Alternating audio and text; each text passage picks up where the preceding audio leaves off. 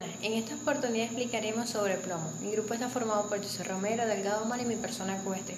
Comencemos. El plomo es un elemento metálico que se ubica en el grupo 14 de la tabla periódica, en una posición intermedia entre el talio y el bismuto. Su número atómico es 82 y posee una masa atómica igual a 207,20. Se representa simbólicamente como el Pb. Es el número 36 en cuanto a abundancia en toda la corteza terrestre. Debido a que se trata de un metal pesado, tiene propiedades tóxicas para el ser humano, por lo que muchos de sus usos han quedado obsoletos. A pesar de esto, muchos compuestos del plomo son ampliamente utilizados en la industria moderna. Hablemos un poco sobre la historia. Este metal es considerado de origen antiguo, dado que diversas civilizaciones en la Edad Media lo usaron de múltiples maneras. En este sentido, existen evidencias de piezas y objetos fabricados o tallados en plomo con una antigüedad de hasta 2500 años antes de Cristo. Los primeros en descubrir el plomo fueron los egipcios, que lo obtuvieron simultáneamente con el hierro y la plata. 2 milenios antes de Cristo, en China y en la India se sabía ya fundir el plomo. Este metal comenzó a utilizarse 4 siglos antes de Cristo. La plata y el plomo aparecieron juntos, ya que ambos se encuentran por lo general en la galena, más o menos argentífera. Ambos se encontraron por primera vez en la Asia Menor.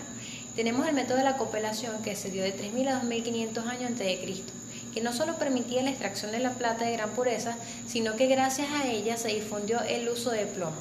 La copelación constituye uno de los primeros procesos metalúrgicos. Generalidades del plomo según la OMS. Es una sustancia tóxica que se va acumulando en el organismo, afectando diversos sistemas del organismo, con efectos especialmente dañinos en los niños de corta edad. El plomo se distribuye por el organismo hasta alcanzar el cerebro, el hígado, los riñones y los huesos. Se deposita en dientes y huesos, donde se van acumulando al pasar el tiempo. Para evaluar el grado de exposición humana, se suele medir la concentración de plomo en sangre. Y el plomo presente en los huesos es liberado hacia la sangre durante el embarazo y se convierte en una fuente de exposición para el feto. No existe un nivel de exposición al plomo por debajo del cual se pueda afirmar que no se sufrirán efectos perjudiciales. La exposición al plomo es prevenible. Industrialmente, sus compuestos más importantes son el óxido de plomo y el tetretilo de plomo. El plomo se forma con aleaciones con muchos otros metales. En general, este se emplea de una forma mayor parte de sus aplicaciones. Todas las aleaciones formadas con estaño, cobre, arsénico, bismuto, cadmio y sodio tienen importancia industrial. Los compuestos de plomo son tóxicos y han producido envenenamiento de los trabajadores por su uso excesiva. Sin embargo, en la actualidad, el envenenamiento por el plomo es raro en virtud a la aplicación de la industria de los controles modernos, tanto en la higiene como relacionados a la ingeniería, y el mayor peligro proviene de la inhalación del vapor o del polvo. En los casos de los compuestos organoplúmbicos, la absorción a través de la piel puede llegar a ser significativa.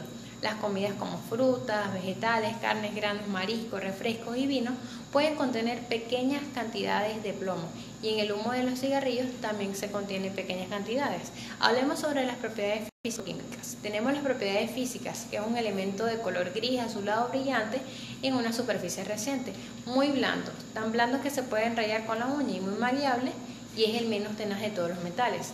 Posee una gran densidad y tiene un punto de fusión bajo. Este está bajo presiones y temperaturas normales, es sólido y su punto de ebullición es de 1749 grados centígrados. Es un elemento con propiedades de conducción térmica y eléctrica. Es flexible, inelástico y se funde con facilidad. Y hierve a 1725 grados centígrados. Tenemos las propiedades químicas. El plomo, en contacto con el aire, se oxida superficialmente, recubriéndose con una capa de color gris que le quita el brillo metálico, pero que a su vez protege la parte interior. Al estar en contacto con el ácido nítrico y las bases nitrogenadas, tiene tendencia a disolverse. La presencia del agua de lluvia, del dióxido de carbono, altera el plomo, cubriéndose con una capa de carbonato hidratado, y esta sal se disuelve poco en agua, comunicándose con las propiedades tóxicas, y por esta razón no se debe utilizar el agua de lluvia en alimentación, aguas que caen de tejados o algún envase que contenga plomo. La intoxicación por exposición prolongada a este elemento se conoce como la plombrosis, y presenta una buena resistencia al contacto con el ácido clorhídrico y el ácido sulfúrico. Actualmente se conocen 27 tipos de isotopos de plomo y no obstante en estado natural existen 4 isótopos. Mi nombre es Omar Delgado y para proseguir con el seminario le voy a hablar sobre lo que es el mecanismo de acción. El plomo tiene una gran afinidad por el grupo sulfhidrilo de las proteínas y se une a estas de forma irreversible. Reemplaza el calcio y va a actuar como un segundo mensajero intracelular. Activa la proteína sinasa C, se une a la calmodulina más vivamente que el calcio, lo que va a ocasionar que se inhiba la bomba sodio-potasio ATPase. Para hablar un poco de la farmacocinética o del ciclo LADME, o en este caso el ciclo ADME, porque empieza con la absorción, el organismo va a absorber el plomo inorgánico por las vías respiratorias y la vía gastrointestinal. Por otro lado, el plomo orgánico se va a absorber por la piel, es decir, la vía dérmica. La vía más importante desde el punto de vista ocupacional va a ser la vía respiratoria. Cuanto a la distribución, la sangre va a transportar el plomo hacia todo el cuerpo y lo va a depositar en los tejidos de acuerdo a un gradiente de concentración o la afinidad específica que tenga cada órgano. Mayormente presenta afinidad por el tejido óseo, aproximadamente se calcula un 90%. El otro 10% en tejidos blandos. Va a atravesar,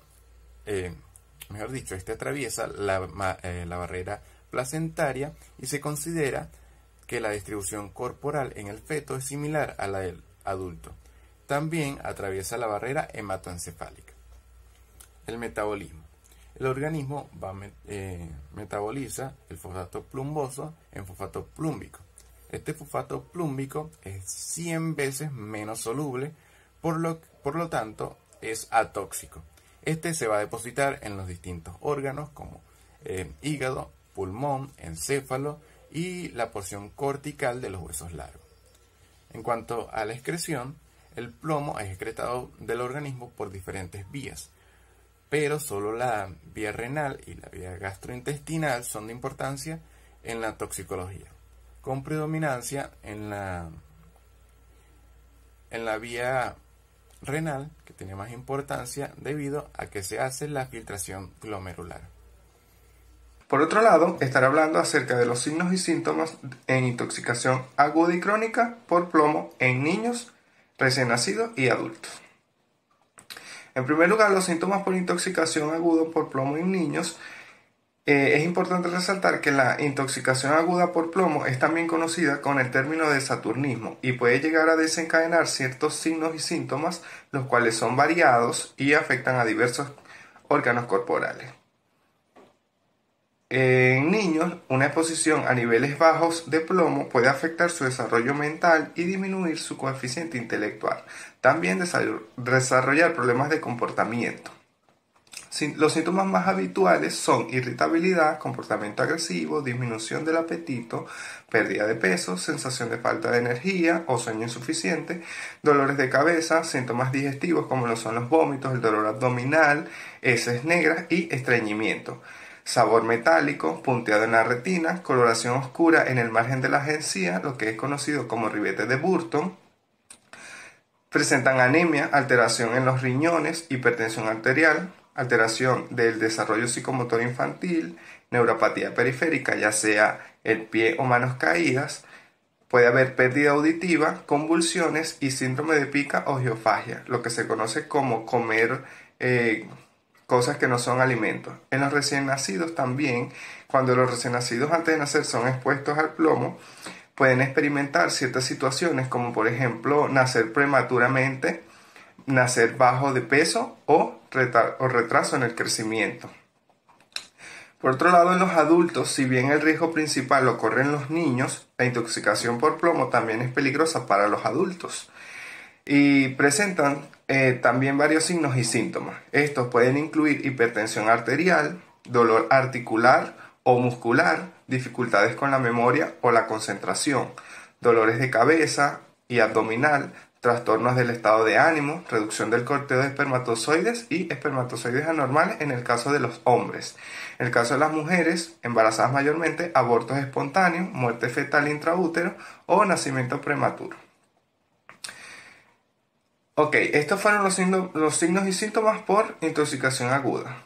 Los que son por intoxicación crónica en niños se pueden presentar encefalopatías con presencia de ataxia y convulsiones, hiperirritabilidad, estupor y la muerte. Esto como efectos neurológicos. A nivel renal pueden presentar glucosuria, aminoaciduria, hiperfosfaturia, nefropatía crónica, además de presentar anemia y a nivel cardiovascular, hipertensión y enfermedad cerebrovascular.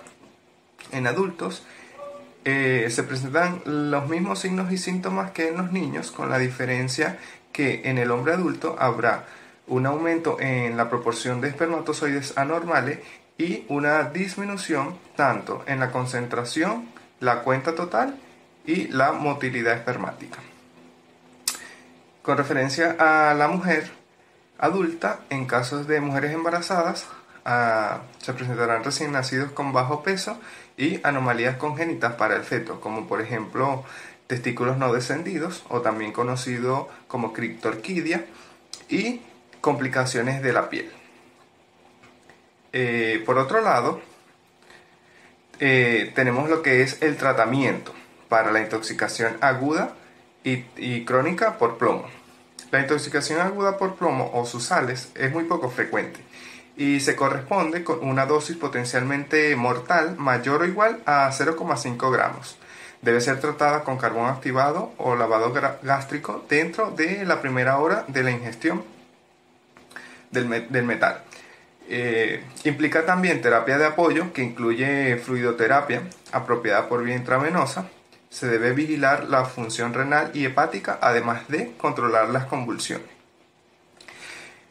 Por otro lado, el tratamiento para la intoxicación crónica, el tratamiento farmacológico en las intoxicaciones crónicas por plomo va dirigido a alejar al paciente de la fuente de contaminación, controlar los síntomas y reducir la concentración del metal en el organismo, ya sea por medio de agentes quelantes o terapia quelante. Estos son sustancias que se unen a los metales pesados que circulan por el torrente sanguíneo, formando compuestos atóxicos e hidrosolubles, que son eliminados ya sea por la orina o la bilis. Cabe destacar que dicha terapia quelante está recomendada cuando el nivel de plomo en sangre del paciente, sea niño o adulto, es igual o superior a 45 microgramos por decilitro.